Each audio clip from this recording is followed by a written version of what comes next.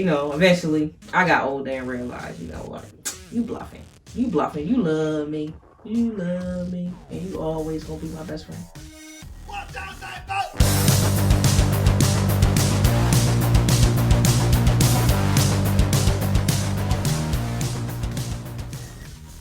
What up, guys? It's your girl CPK here, aka Tasha, and welcome to my Draw My Life vid. I was born in Baltimore, Maryland on December 24th, 1984.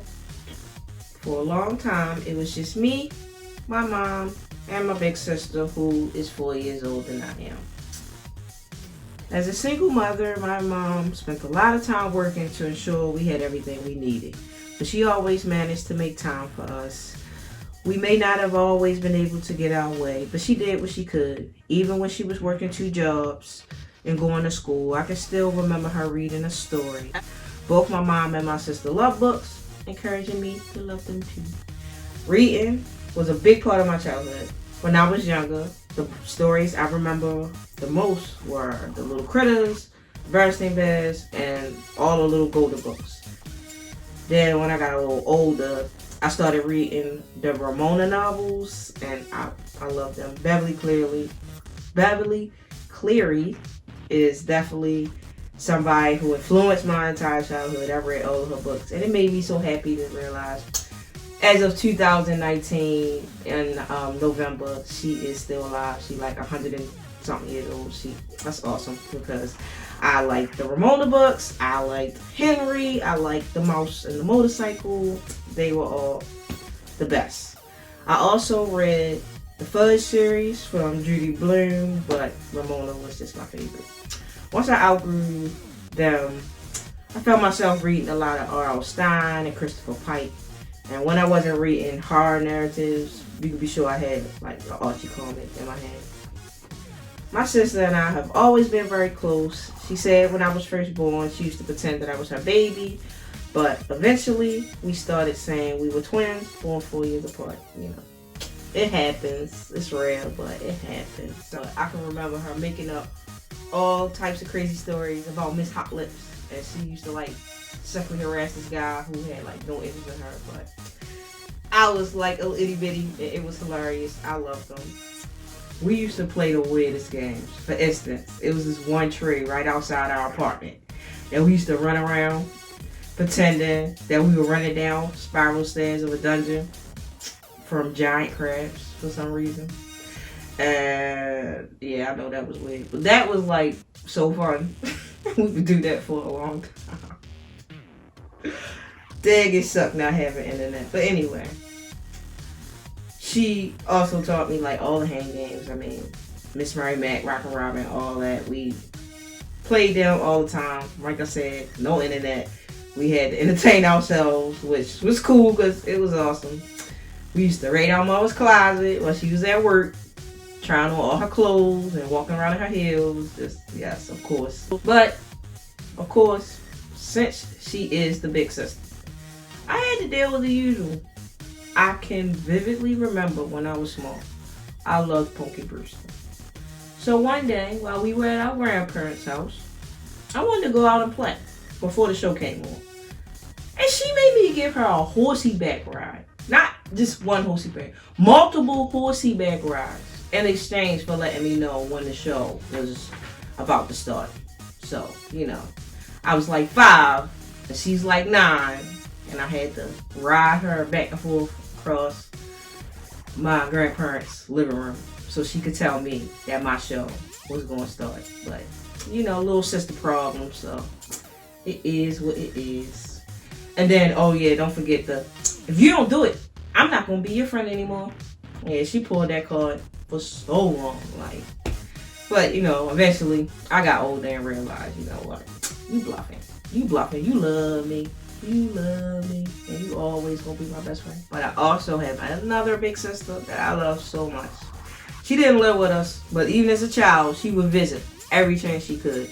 No matter what drama may have been going on in the background between our parents and the other adults involved, she never let me forget how much she cared. I was always super excited whenever she would come through.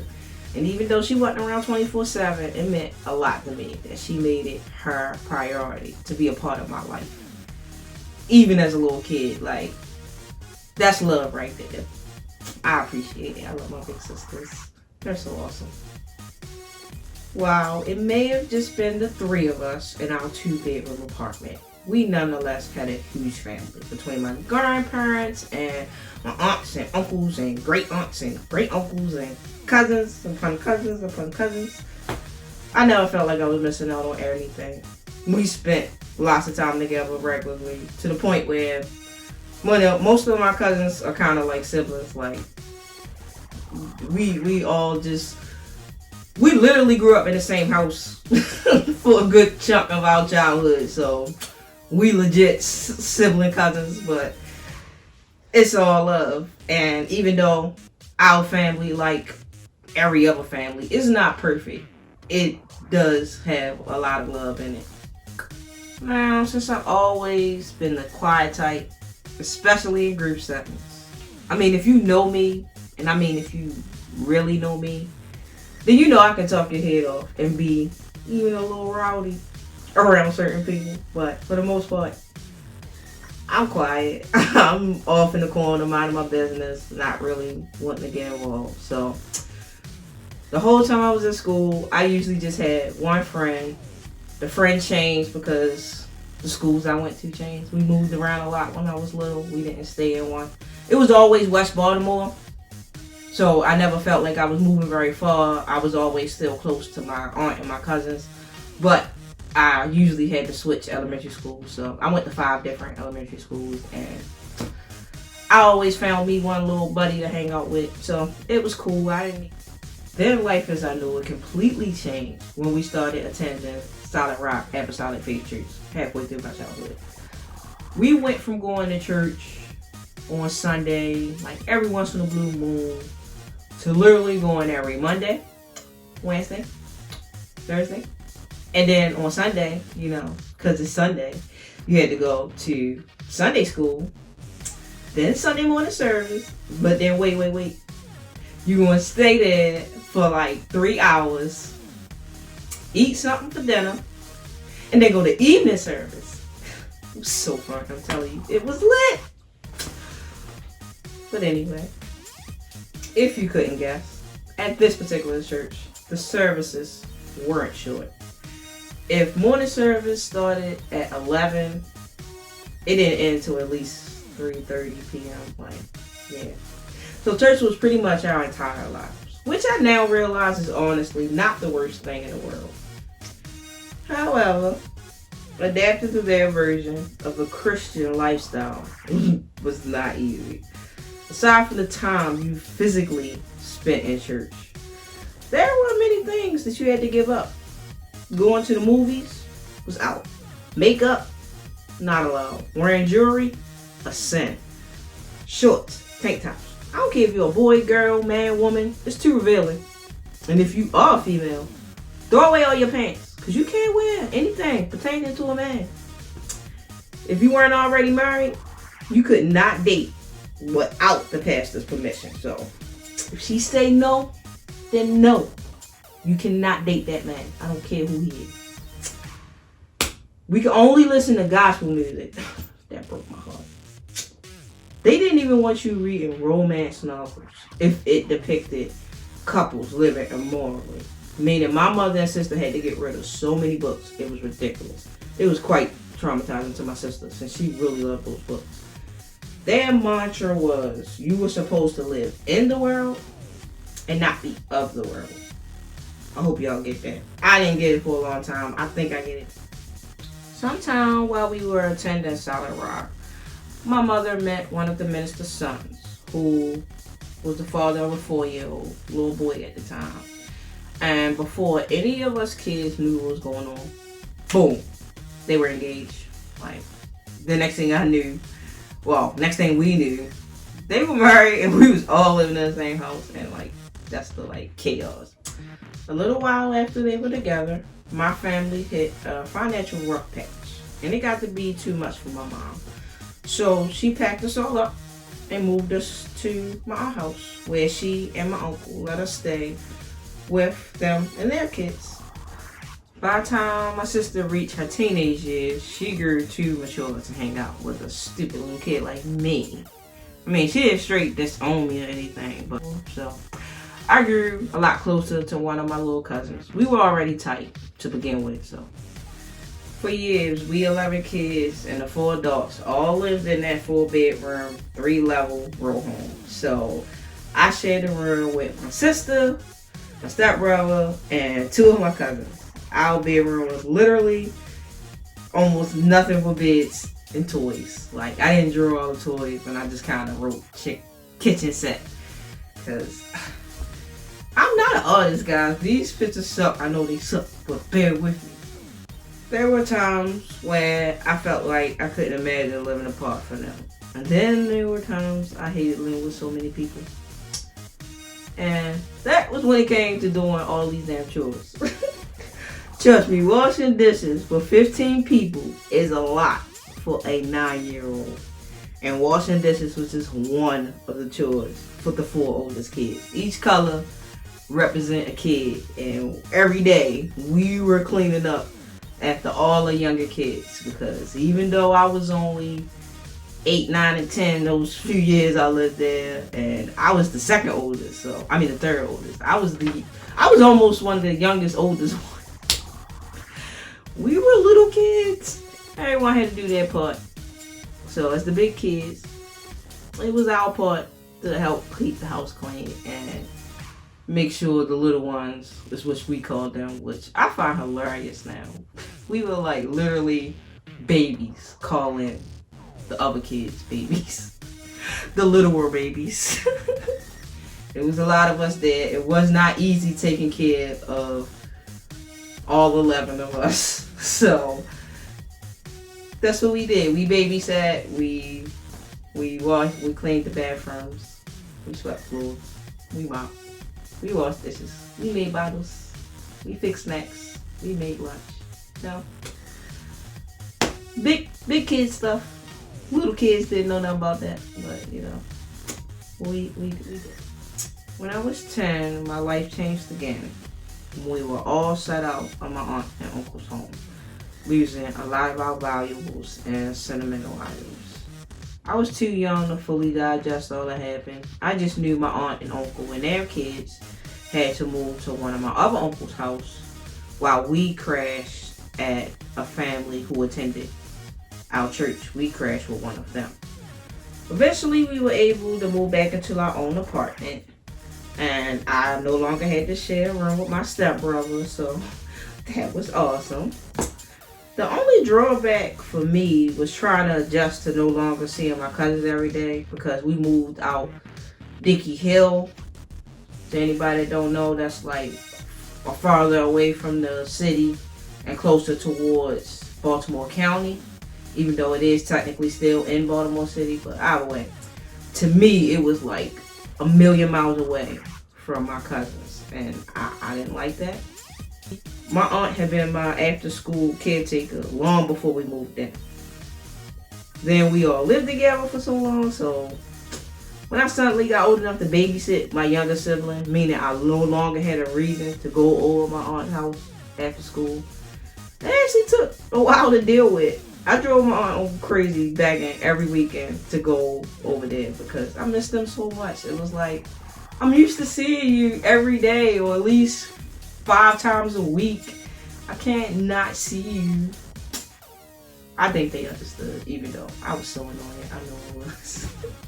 So, because I missed them so much, I'd often volunteer to babysit or help out with the chores or do their grocery shopping or whatever so I can visit them more often. And my cousin and I can hang out because we were so tight. Now, by this time, I already outgrown Power Rangers.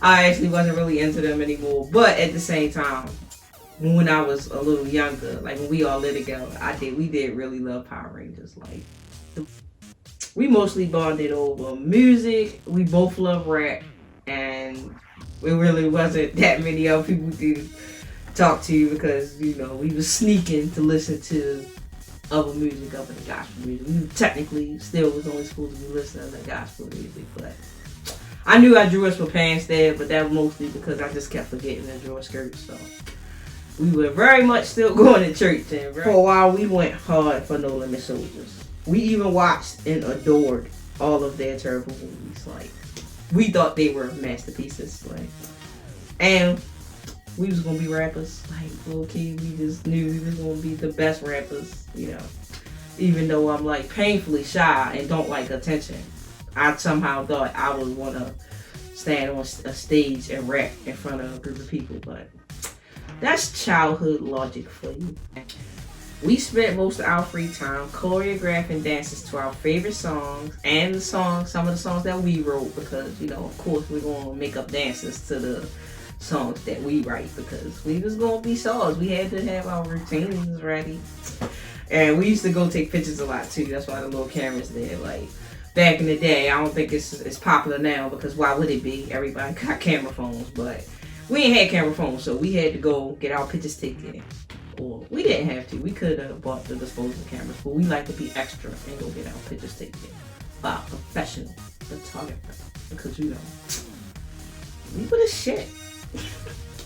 Sometime during my middle school years, I started writing scripts and short stories, mostly for fun, although I must admit, back when I was in the Power Rangers, I wrote a script and mailed it to Fox. Really, I mailed it to a sweepstakes, but I didn't know that. I'm like, I'm gonna mail them this script and they gonna read it and they gonna put us in our own TV show, and we gonna have our own version of Power Rangers with us 3 black kids from the hood, and it's gonna be, it's gonna be everything. But yeah, I digress.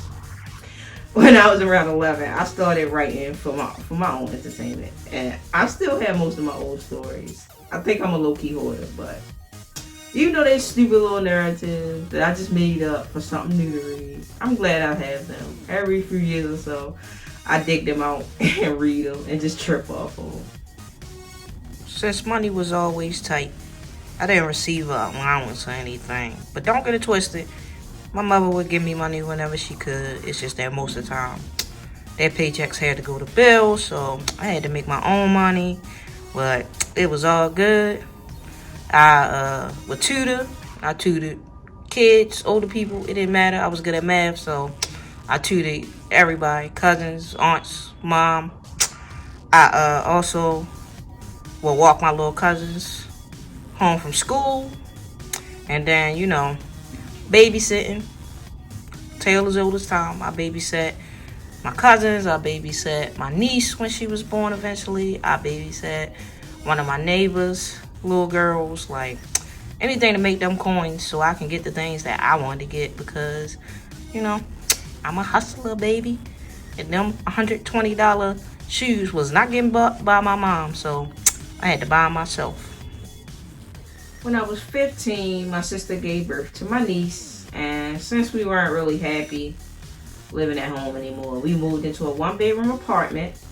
Had to sleep in the living room, but I really didn't care. My mother was right up the street, so it wasn't like we were that far away from home. They lived literally 13 doors up the block, on the same block. But, you know, we had our own space, and we could be our own little mini family, me and my sister. Sadly, the further I got into my teenage years, the more self-esteem issues I began to have.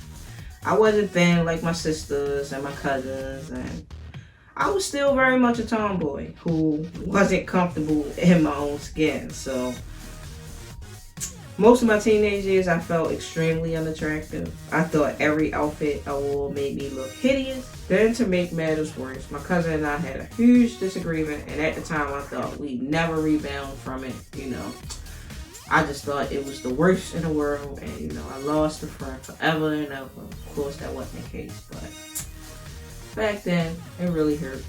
I was eventually diagnosed with clinical depression and anxiety, and I now understand that it was the chemical imbalance in my head that was the real reason why I was so depressed and upset and feeling so sad all the time, more so than, you know, boys. Like, it wasn't really boys, but in my young mind, I'm like, oh, the boys don't like me. I'm depressed, and I'm thinking, but I really wasn't depressed because of the boys. It really was something that was going on with me, and my mom took it very seriously. She did not play games when it came to my mental health. Like, she even once took me to a emergency room. Like, I wasn't feeling suicidal.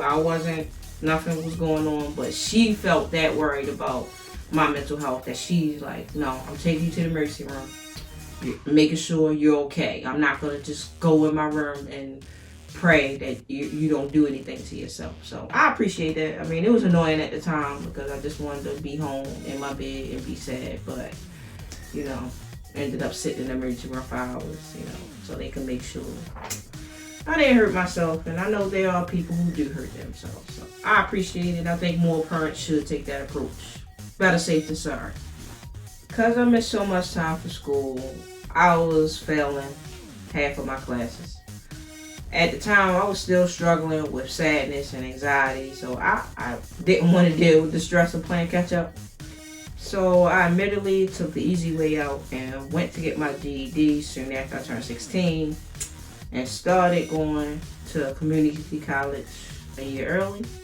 The goal was to move on to a 4-year university to get my degree to become a teacher. Unfortunately, before I could finish my first year at BCCC, my sister started to have trouble working full-time hours. Like, it got to be too much for her health-wise.